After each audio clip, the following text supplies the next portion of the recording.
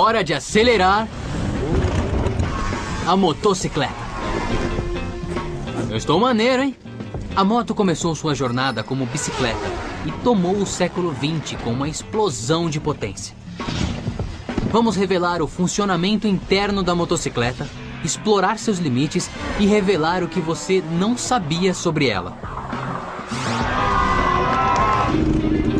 Tudo para você se tornar um gênio da motocicleta. Oi, sou Daniel Wilson e quero saber tudo. Como tenho PhD em robótica, vejo o mundo de outro ângulo. Vou para todos os lugares, descobrindo o lado oculto dos objetos cotidianos e revelando tudo em Como Funciona.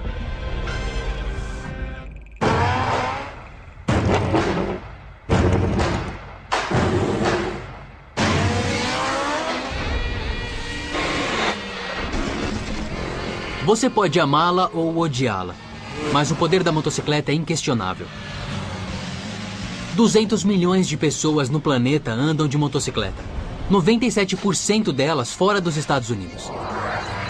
Só no país é uma indústria de 27 bilhões de dólares, que triplicou nos últimos 10 anos. As motocicletas foram responsáveis por um século de inovação mecânica. Com velocidades de 560 km por hora e saltos de até 90 metros.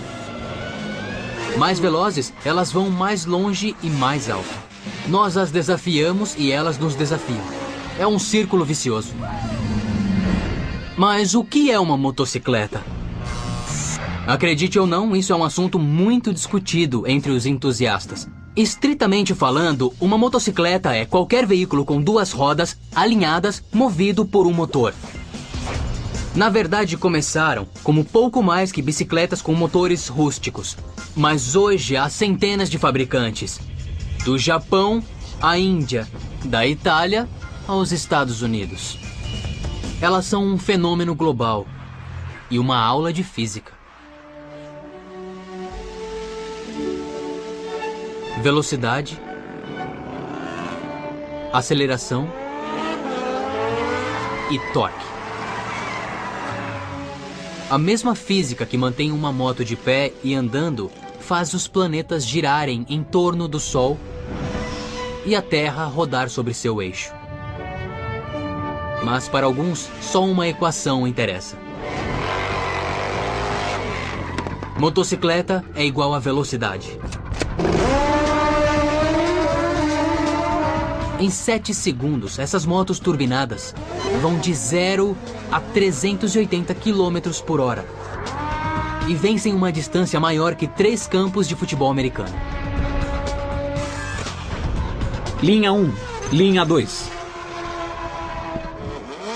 Tal aceleração gera até 8 Gs de força. 8 vezes a força da gravidade. Mais do que os astronautas sentem durante o lançamento de um ônibus espacial. Para esse desempenho, as motos consomem 1 litro de combustível por segundo. E não apenas gasolina, usam combustível de foguete. É óxido nitroso. Mas você deve conhecê-lo por outro nome: gás hilariante. Os dentistas usam o óxido nitroso porque provoca um profundo relaxamento. Em doses maiores pode até causar alucinações.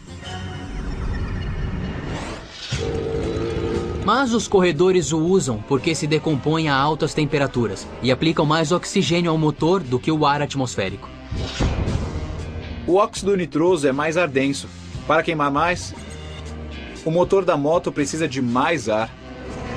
Todo esse oxigênio produz muito calor, tanto que pode derreter o motor.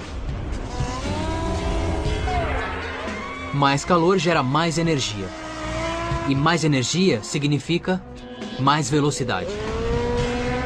O que torna o controle da moto extremamente difícil, certo? Na verdade, não. Na física das motocicletas, a velocidade gera estabilidade. Como Funciona apresenta Motocicletas e Você. Esse é Martin Hackworth. Além de fanático por motos, ele também é professor de física. Usando uma correia presa a uma roda, ele explicará como a moto se mantém de pé. O sistema é inerentemente estável porque está girando. Enquanto gira velozmente, a roda tenta conservar o momento angular. Segundo o princípio do momento angular, um corpo que gira tende a continuar girando. Funciona assim. Uma roda parada cai facilmente. Mas quando começa a girar, desenvolve o momento. Se tentar derrubá-la agora, uma força contrária a empurrará na direção oposta. Isso é o momento angular, motivo pelo qual a velocidade da moto a mantém de pé e andando.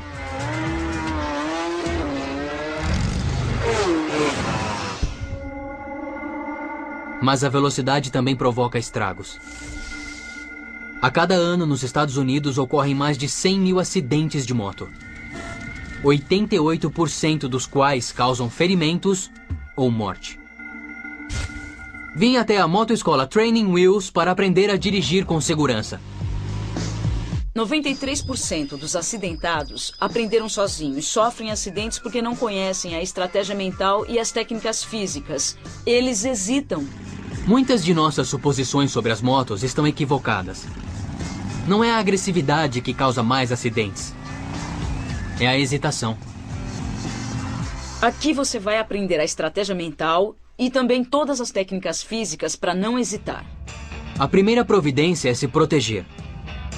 Me responda, qual é o primeiro lugar que a pessoa bate quando cai? A barriga, as pernas, Continue tentando. cabeça. É isso. É a cabeça a parte mais atingida nos acidentes. E uma região específica da cabeça é a que mais sofre. E qual é o lugar específico que o motoqueiro bate? O rosto? Infelizmente, o queixo.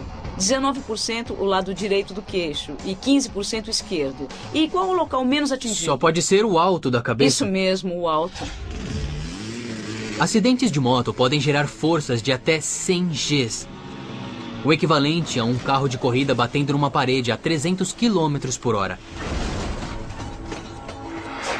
E se pica-paus batem a cabeça em árvores com 1.200 Gs de força, a cabeça humana só suporta impactos de aproximadamente 300 Gs.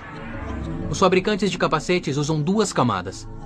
A camada externa é feita de uma substância dura que não deixa nada entrar, mas, no caso de um acidente, deforma.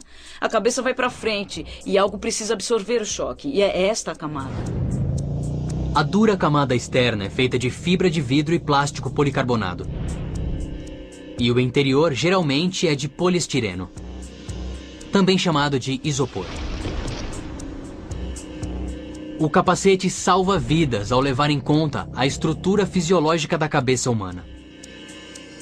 O cérebro flutua numa espécie de geleia dentro do crânio. Crânio e cérebro movem-se em alta velocidade sobre a motocicleta. Mas se o crânio de repente parar de se mover numa batida,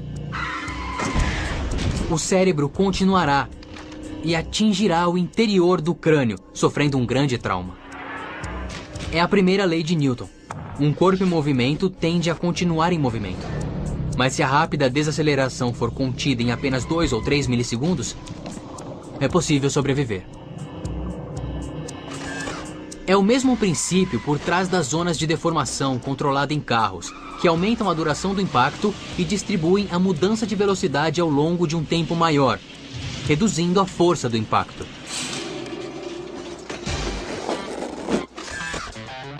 Tô muito maneiro, hein? Tá mesmo. Você acha? Claro. Isso aqui é uma armadura moderna. Este casaco de couro, além de maneiro, tem um forro especial que fornece proteção extra. É feito de cristais extremamente finos de átomos de carbono interligados. Milhares desses cristais são unidos, formando fibras que são entrelaçadas ao couro. Por isso essas jaquetas são tão resistentes. O carbono é um elemento adicionado ao aço para torná-lo forte e resistente a balas. Bom, digamos que eu caia da moto, já protegemos a cabeça. Isso mesmo. E para que serve tudo isso? Isso serve para proteger a sua pele. Tá certo. Para que ela não raspe no asfalto. 51% dos acidentes de moto são batidas com outros veículos. Então, por mais que você seja bom, é preciso se proteger. Demorou séculos para que as motos se tornassem o que são hoje. E no centro do alto desempenho está uma explosão.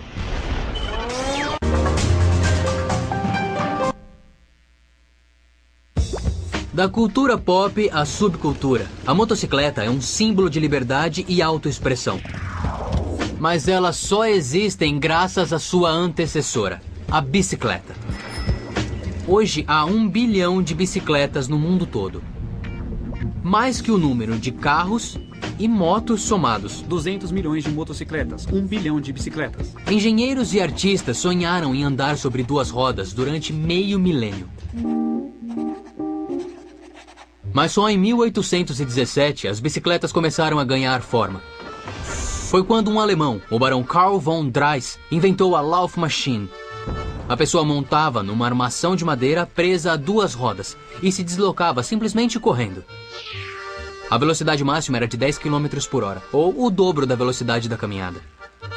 Na década de 1860, os franceses Pierre Michaud e Pierre Lallemand introduziram uma bicicleta com pedais e roda da frente maior. O chamado velocípede foi um sucesso de vendas.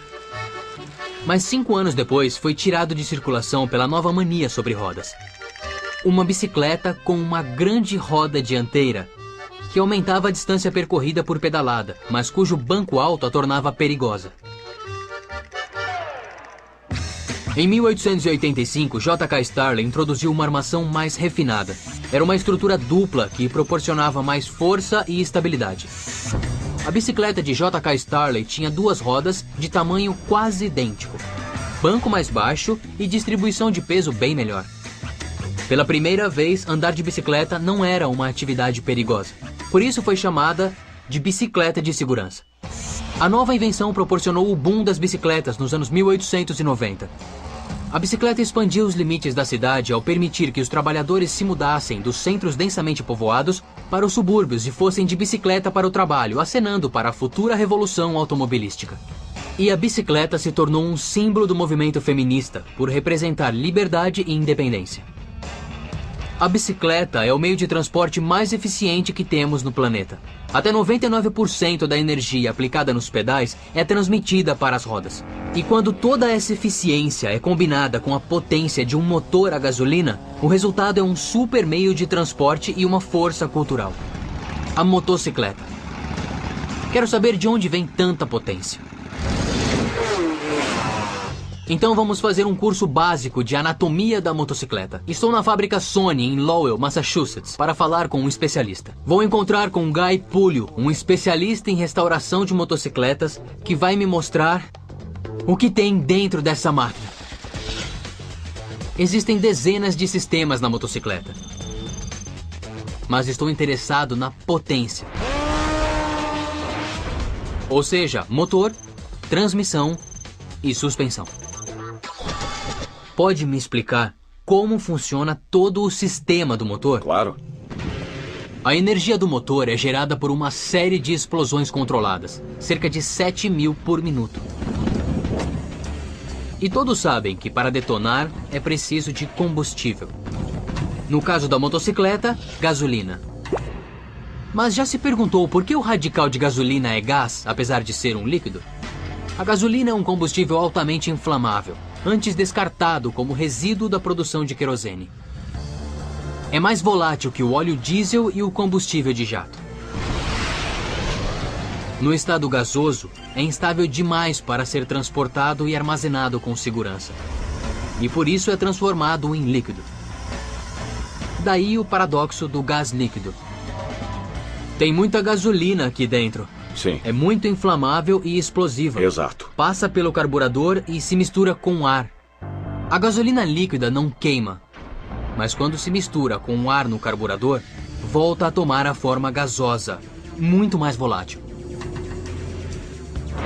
Temos o combustível. Falta transformá-lo em energia. Essa é a tarefa da misteriosa peça de metal sob o banco, o motor. Vamos conhecer suas partes. O ciclo começa com a admissão. O pistão desce reduzindo a pressão dentro do cilindro e retirando o combustível. Ao voltar, o pistão pressiona o combustível e uma vela de ignição dispara, acendendo. A pressão causada pela explosão volta a empurrar o pistão para baixo no cilindro e aciona o virabrequim. O cilindro é o coração de todo o ciclo, o local em que a energia é transformada em trabalho. Por último, resíduos como monóxido de carbono são expelidos pelo escape e saem do motor. Admissão, compressão, combustão e escapamento. Em velocidades de estrada, são cerca de 50 ciclos por segundo ou 200 mil ciclos por hora, que se traduzem em 80 cavalos vapor, no caso da motocicleta média. Mas isso significa que uma motocicleta equivale a 80 cavalos? Não exatamente.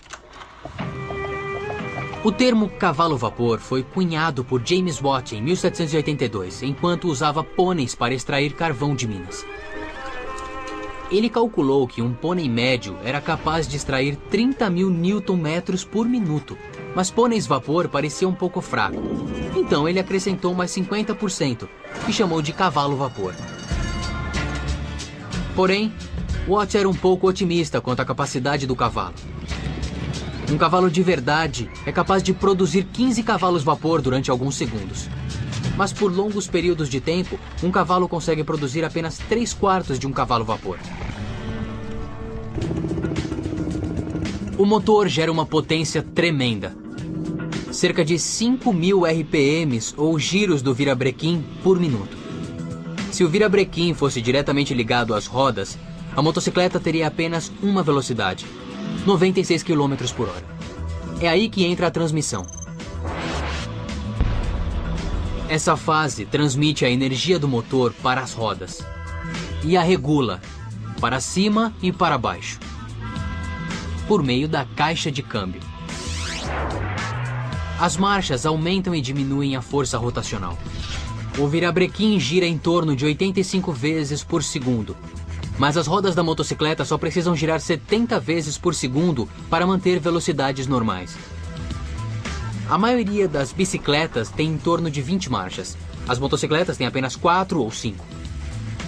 Tudo bem, agora que as rodas estão girando, precisamos mantê-las no chão. Para isso serve a suspensão. O que impede que a vibração faça a moto em pedaços? A função mais importante da suspensão não é a que você talvez imagine. Muitos pensam que a suspensão serve para absorver o impacto e dar conforto ao motociclista. Mas o principal é que a suspensão permite à moto avançar mantendo suas rodas em contato com a rua. Por mais potente que seja o motor, se as rodas não tocarem o chão, a moto não sairá do lugar. As rodas estão presas ao quadro por um braço oscilante e amortecedores atrás e um garfo telescópico na frente. Essas peças se expandem e retraem para manter a tração das rodas em superfícies irregulares. A roda traseira está presa a um braço oscilante, que é como um pivô no quadro.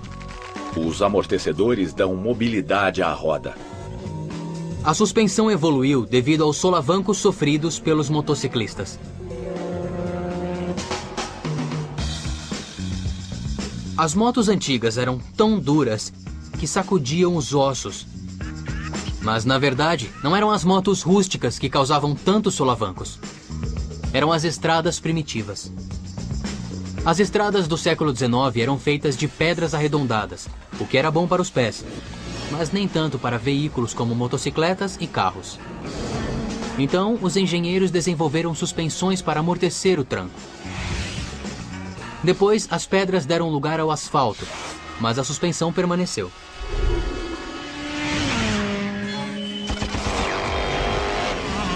Em mãos hábeis e com uma boa dose de física, a motocicleta pode até desafiar a lei da gravidade.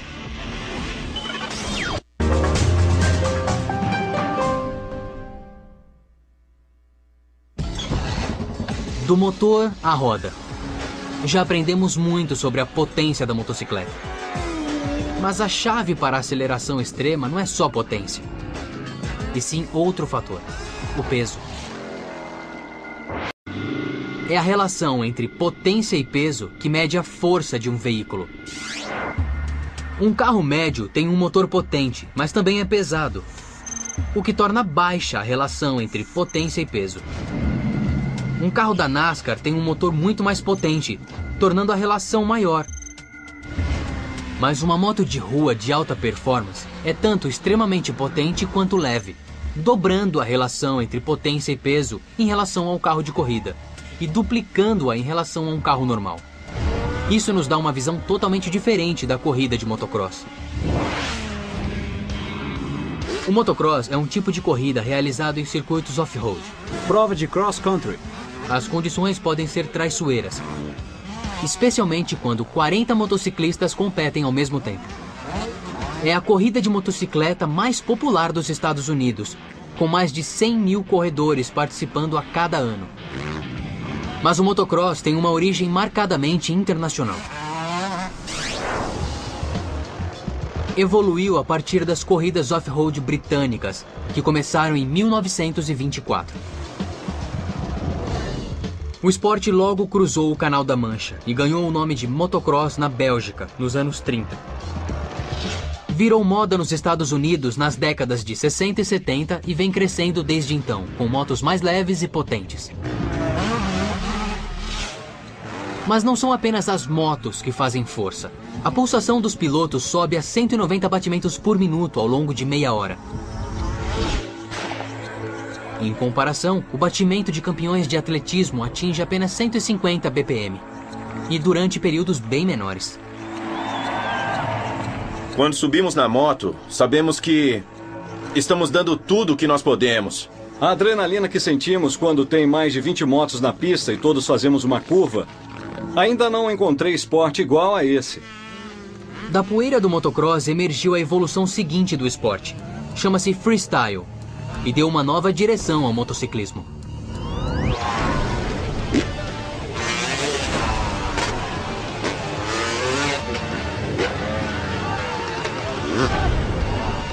Os praticantes de freestyle executam saltos mortais e manobras no ar, avaliados segundo uma escala de dificuldade.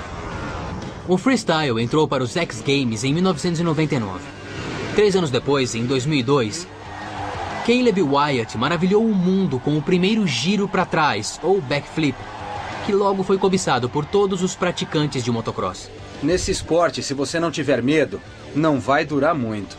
As pessoas me acham louco, eu sempre ouço isso. Você é louco. Pode ser, mas é preciso ser versátil para fazer tudo aquilo.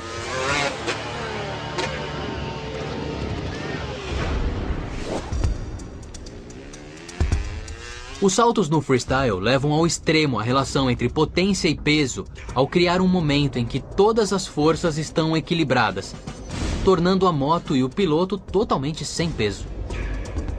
A gente ganha altura, o corpo começa a flutuar no ar sobre a moto e aí a gente pode fazer os truques que a gente quiser. Quando o salto começa, o piloto acelera na curva ascendente da rampa. A moto sai da rampa, mas o impulso continua a levá-la para cima. Por enquanto, a moto continua subindo. Sua aceleração é mais alta que a gravidade.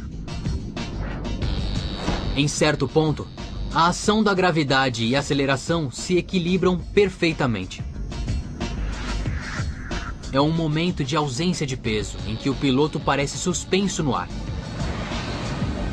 Mas o que pode estragar tudo é o vento.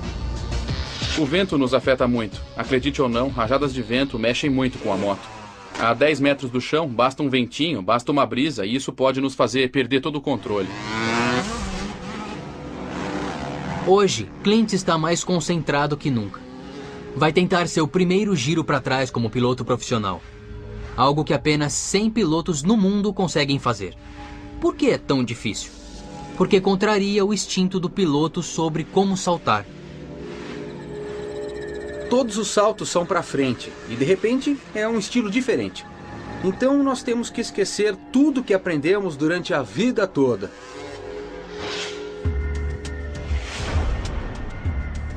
No giro para trás, o piloto precisa usar o corpo todo para que a moto vire em torno de seu centro de gravidade.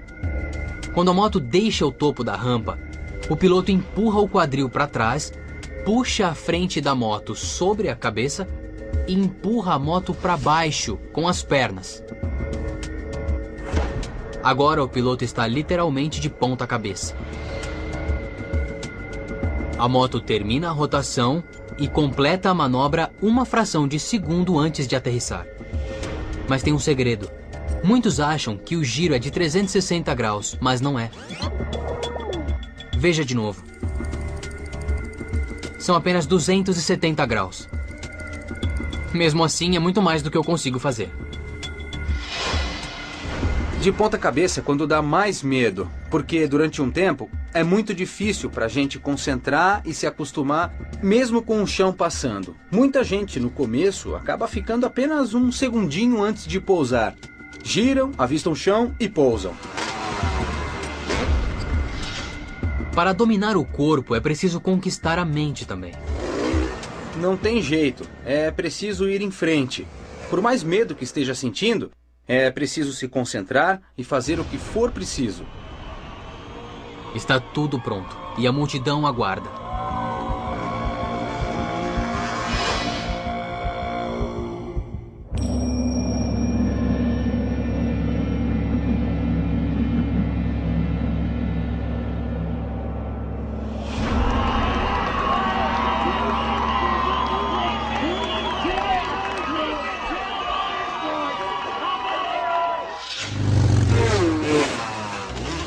O motocross é apenas um exemplo da radicalidade da motocicleta.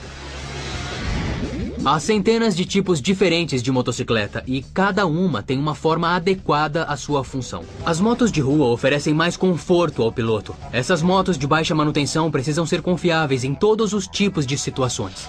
As motos de corrida são mais leves para aumentar a velocidade, mas os motores de alto desempenho não são econômicos.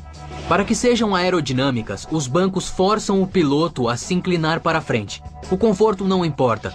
As motos militares são reforçadas. Sacrificam velocidade e agilidade por blindagem, suporte para metralhadoras e sidecar. E em algumas motos, como a Chopper, o que importa é a aparência. Suas muitas peças cromadas têm como único fim chamar a atenção. De fato, as Choppers são muito discutidas nos círculos de aficionados. E vamos entrar no meio da batalha.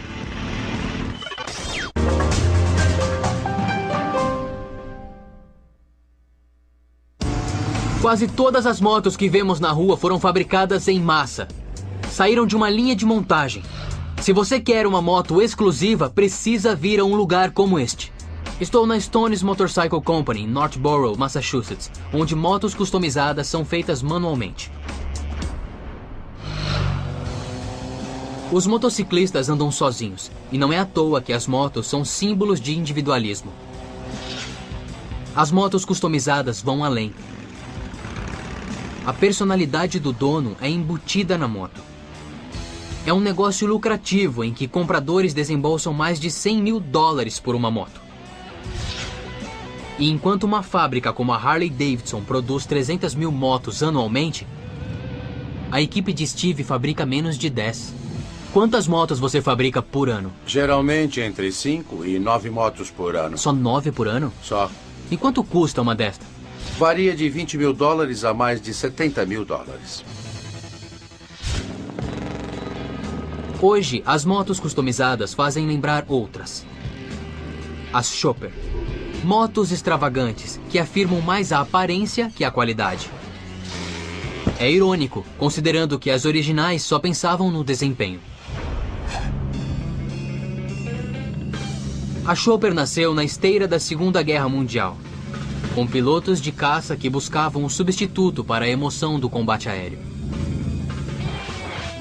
Muitos pilotos de caça tornaram-se motociclistas quando voltaram da guerra. Que legal. Gostavam de velocidade e como consegui-la, tornando as motos mais leves, e então começaram a desmontá-las.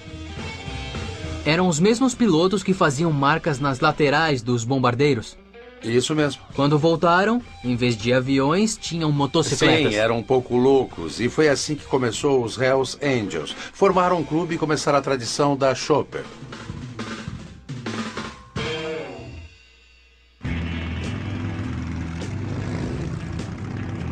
Os primeiros Hells Angels eram fora da lei, mas continuavam militares no fundo. Adotaram regras rígidas e punições duras para quem as violava. Membros usavam emblemas nos casacos de couro para exibir o clube a que eram filiados, tal como faziam com os distintivos na guerra. Hoje, os Hells Angels têm mais de 400 seções em 13 estados e 25 países. Estima-se que existam 3 mil membros no mundo todo. E se hoje são famosos por suas loucuras? No passado, eles só pensavam em motocicletas. Assim como Steve. Ele faz motos chopper ao modo clássico. Desmontadas, reconstruídas, leves, fortes e velozes. Começa pelo quadro. É muito importante acertar essa parte. Depois do motor, o quadro é a parte mais importante da motocicleta. É o esqueleto que sustenta tudo junto. Centenas de horas de projetos de fabricação garantem que cada quadro seja perfeito. E por que são tão difíceis de construir? Por causa do equilíbrio. Para ficar em pé, um veículo de 2 rodas precisa estar perfeitamente balanceado, para frente e para trás, para a direita e para a esquerda. Uma moto bem balanceada se orienta sozinha.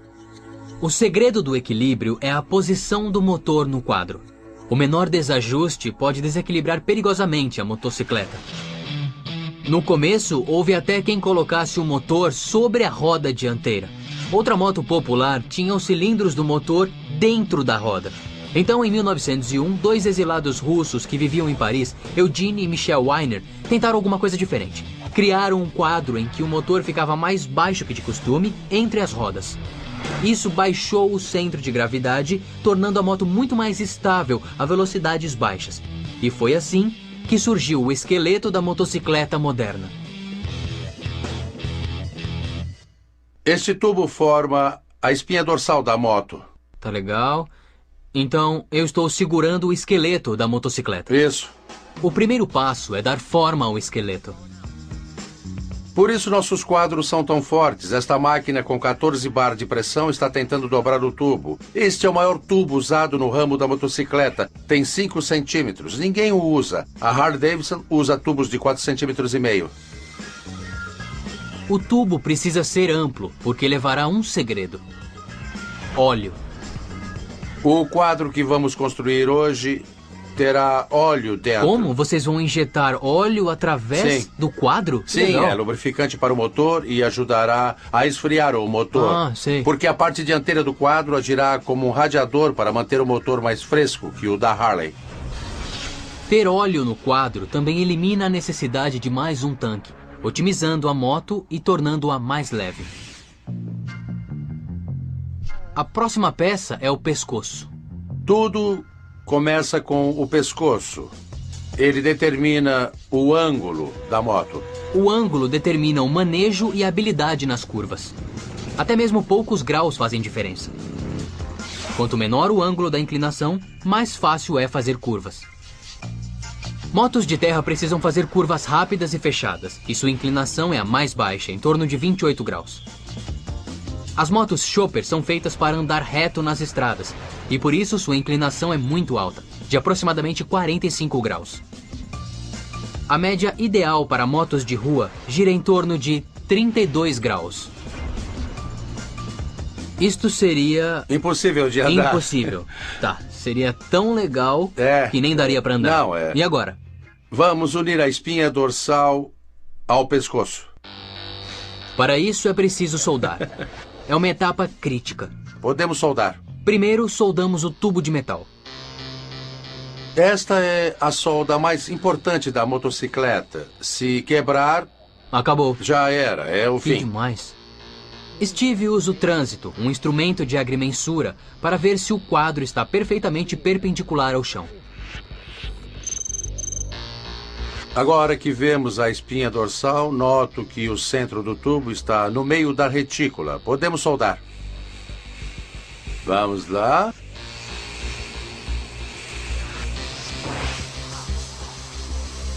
O quadro é pintado e recebe uma camada de poliuretano que protegerá a moto de raios ultravioleta e mau tempo.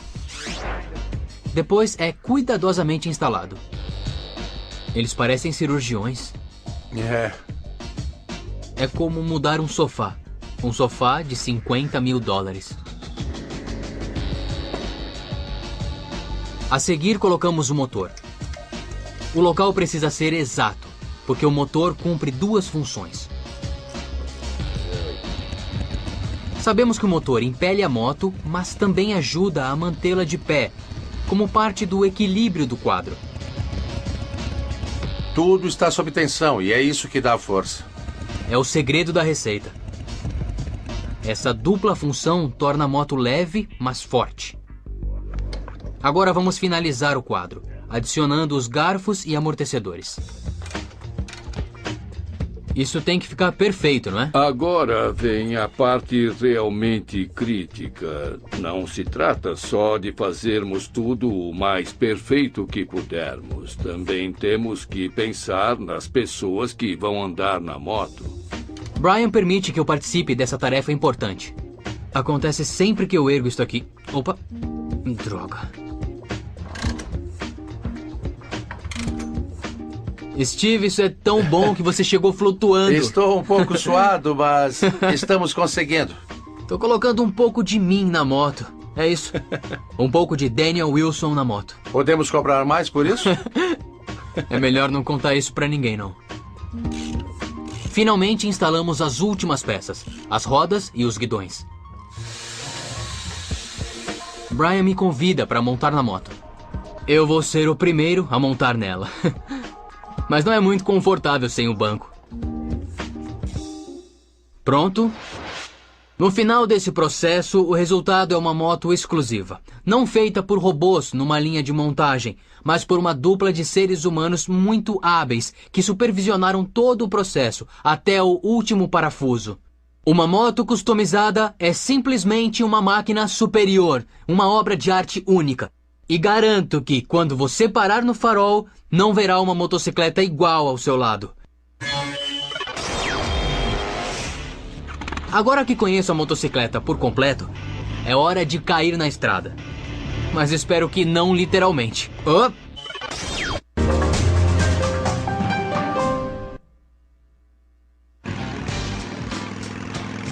A cada ano, motocicletas percorrem 19 bilhões de quilômetros só nos Estados Unidos. Estão entre os veículos mais velozes do planeta. Mas para que fiquem de pé, é preciso canalizar e colocar as leis da física em ação. E o equilíbrio dessas forças é mais precário que nunca em uma das manobras mais arriscadas. A curva. Dos 100 mil acidentes de moto nos Estados Unidos a cada ano, mais de 20% ocorrem durante curvas. Por quê? Porque não basta virar a motocicleta. É preciso incliná-la para o lado. Devido ao forte momento angular, inclinar uma moto não é fácil. Motos em alta velocidade resistem a mudanças bruscas de direção. Para inclinar uma moto, é preciso uma manobra anti-intuitiva. Manobrar uma moto é direção contrária. Entendi. Isso significa que você dirige a moto na direção oposta à que quer virar. Sabemos que o momento angular gera uma força contrária que estabiliza as rodas da motocicleta, mantendo-as de pé. A direção contrária usa essa força contrária para levar a moto a fazer a curva.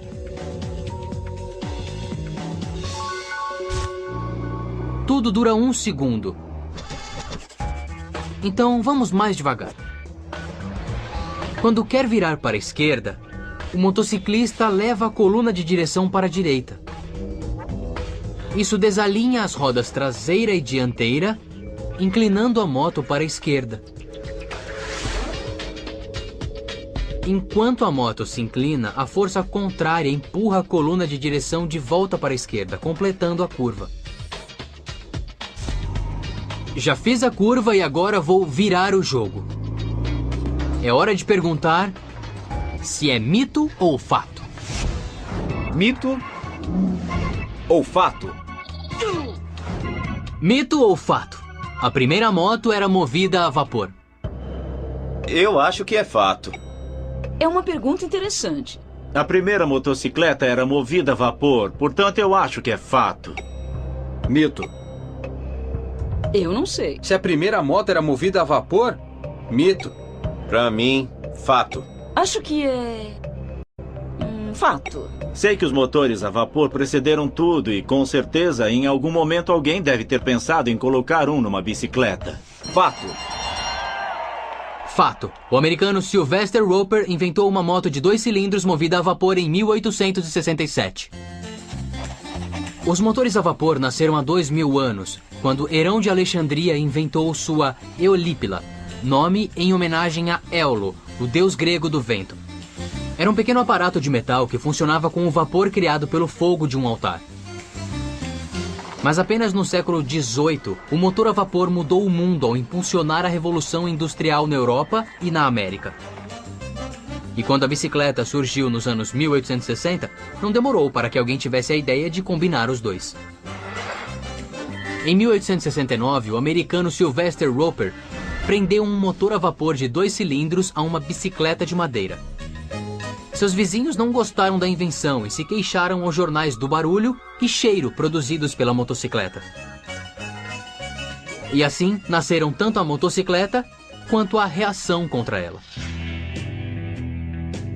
Então, em 1885, o engenheiro alemão Gottlieb Daimler prendeu um motor a gasolina a uma tosca bicicleta de madeira. Daimler estava mais interessado em veículos de 4 rodas e nunca andou com sua invenção, a Reitwagen, mas seu assistente andou. E logo surgiu a moto com motor a gasolina.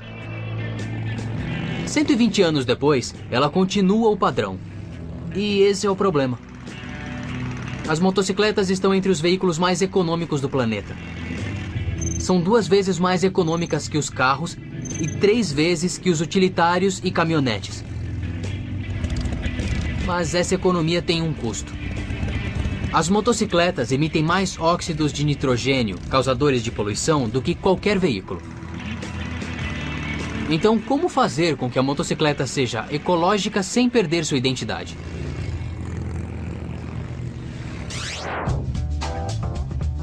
Esse é o problema que engenheiros como Brian Wiseman tentam resolver. Brian é diretor do projeto Inertia, que visa criar a primeira motocicleta elétrica produzida em massa. A parte mais difícil de projetar uma moto elétrica é psicológica. Fazer os motociclistas esquecerem que não estão em suas grandes consumidoras de gasolina. Numa moto comum, quando você acelera, tem um intervalo entre a entrada de gasolina e a injeção do motor para fazer a roda traseira girar. Neste caso, tecnicamente, não tem intervalos, é só virar isto e pronto. A resposta é tão rápida que teremos que suavizá-la um pouco para que a resposta seja mais macia quando a pessoa parar num farol ou dar partida. Mas para ter sucesso, Brian precisava fazer com que a Inertia se parecesse com uma motocicleta. Seu projeto relembra as motos British Café Racer dos anos 50 e 60. Nessa época, as motos tinham personalidade. Parecem com uma motocicleta em aparência e desempenho, mas não poluem o ar. A diferença? 6 baterias de íon lítio e um motor elétrico, em vez de um tanque de gasolina e um motor de combustão interna. O que torna esta máquina tão eficiente é este motor elétrico aqui que move a roda traseira diretamente. Esse é o destaque. Esse pequeno motor tem eficiência de 90%. E qual é a eficiência padrão de uma moto movida a gasolina? Geralmente, um motor de combustão interna tem apenas 20% de eficiência. Espere, ele disse mesmo o que eu ouvi? É verdade. O motor de combustão interna perde 80% de sua energia ao produzir calor e barulho. As baterias são muito mais eficientes e baratas. Quanto custa para encher o tanque? 37 centavos de eletricidade. Legal, até que enfim. Você já está pronto e equipado. Vamos dar a partida. Foi muito fácil. Pronto, ligou.